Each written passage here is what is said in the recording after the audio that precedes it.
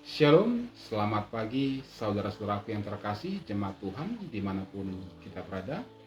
Di pagi hari ini Tuhan begitu baik bagi kita, memberi penyertaan nafas hidup dan juga kekuatan serta sukacita. Maka biarlah kita menyambut hari ini dalam aktivitas kita dengan tetap berserah penuh kepadanya, mengandalkan Dia dan menjadikan hidup kita menjadi berkat bagi sesama kita.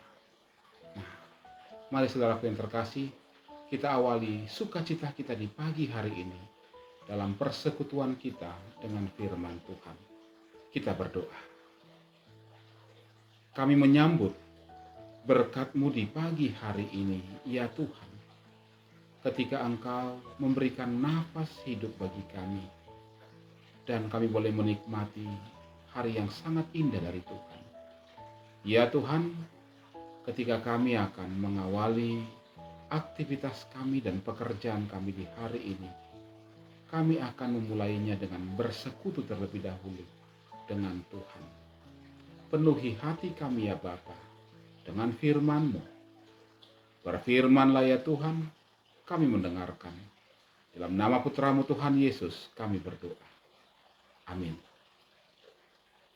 Bapak, Ibu, dan saudara-saudaraku yang terkasih, firman Tuhan di pagi hari ini kepada kita terambil dari Injil Yohanes pasal 20 ayat yang ke-16. Yohanes 20 ayat 16 demikian dikatakan. Kata Yesus kepadanya, Maria. Maria berpaling dan berkata kepadanya dalam bahasa Ibrani, Rabuni, artinya guru. Demikian firman Tuhan.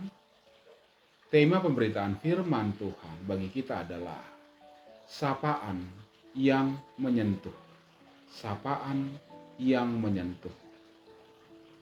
Saudara-saudaraku yang terkasih, kita tahu bahwa Paskah tahun yang lalu sampai Paskah tahun ini, kita benar-benar memang dicekam dengan ketakutan, kekhawatiran yang berkepanjangan.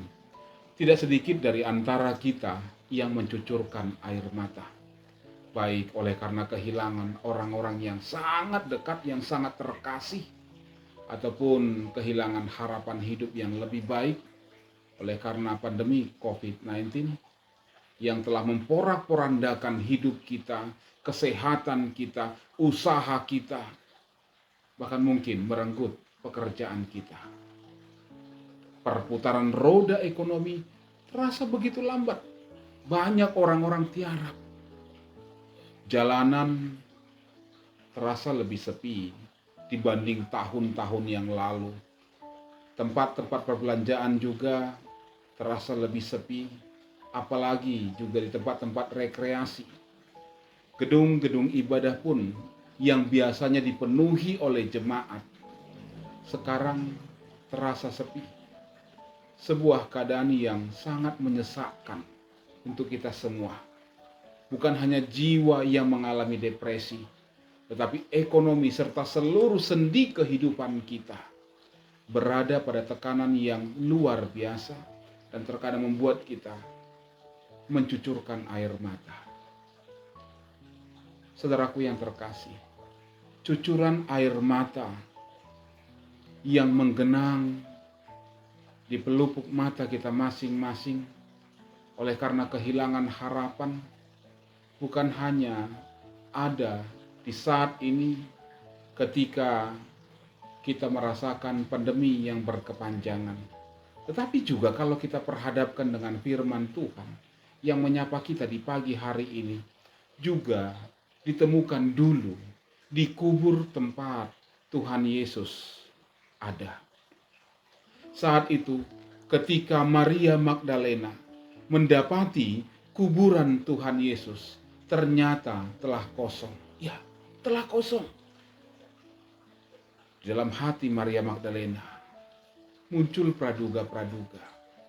Mungkin dia berkata, tidak puas mereka menyiksa Tuhan Yesus sampai mati. Sekarang bahkan sampai mencuri mayat sang rabi yang sangat kukasihi. Mungkin itu ada dalam hati Maria Magdalena ketika melihat situasi tersebut.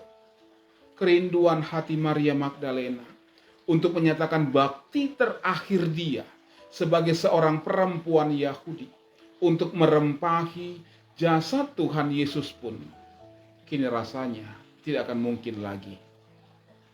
Sudah pupus. Tetapi luar biasanya, Injil Yohanes mencatat sesuatu yang berbeda, sesuatu yang di luar dugaan dari Maria Magdalena. Di kubur itu ada sebuah sapaan yang menghapus air mata dari pelupuk mata Maria Magdalena. Sapaan itu meneguhkan dan menguatkan dia, serta mengubah pandangan Maria Magdalena yang tadinya kosong menjadi pandangan yang penuh dengan sukacita, binar kegembiraan. Sapaan itu tidak panjang, tidak berbelit-belit. Sapaan itu sangat singkat, hanya satu kata. Suara yang memanggil nama Maria Magdalena dengan panggilan yang sangat-sangat akrab. Dan suara itu berkata, Maria, Maria. Hanya itu. Namun suara itu membuat Maria Magdalena berpaling, dan ketika ia melihat, ia berseru dengan sukacita. Ia berkata, Rabuni, Rabuni. Ia katakan seperti itu. Sapaan satu kata ini mengubah seluruh kehidupan Maria Magdalena. Dari hempasan kehidupan yang membuat ia berada di lembah kekecewaan, menjadi kehidupan yang penuh dengan sukacita, karena kematian Tuhan Yesus bukan akhir dari segala-galanya. Ternyata ada di balik itu sesuatu yang sangat-sangat menggembirakan. Saudaraku, di masa pandemi yang berkepanjangan saat ini, Tuhan Yesus pun ada bersama-sama dengan kita. Ia menyapa kita semua. Ia menyapa saya. Ia menyapa saudara. Mungkin saudara sedang menangisi hidup, sedang menyesali hidup, tetapi ia menyapamu. Ia menyapamu dengan akrab. Dan ketahuilah, setiap orang yang mendengar sapaannya,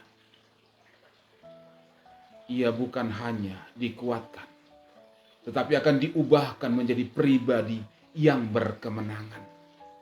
Menang terhadap berbagai kesedihan, menang terhadap berbagai keputusasaan, menang terhadap berbagai kesusahan yang saat ini mungkin menghimpit kehidupan kita.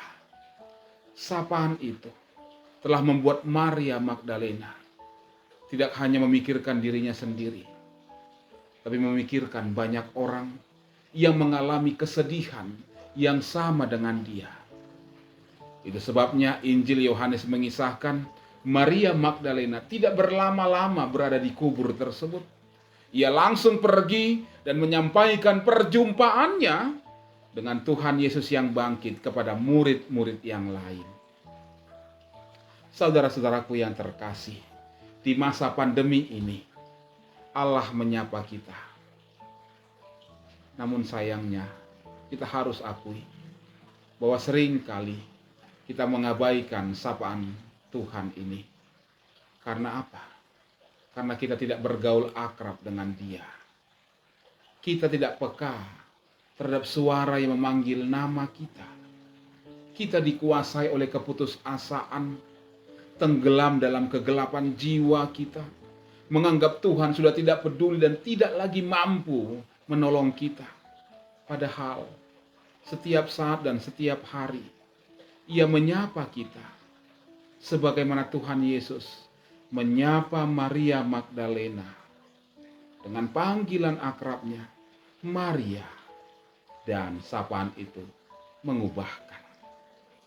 Amin. Mari kita renungkan firman Tuhan. Kita berdoa. Terima kasih ya Tuhan.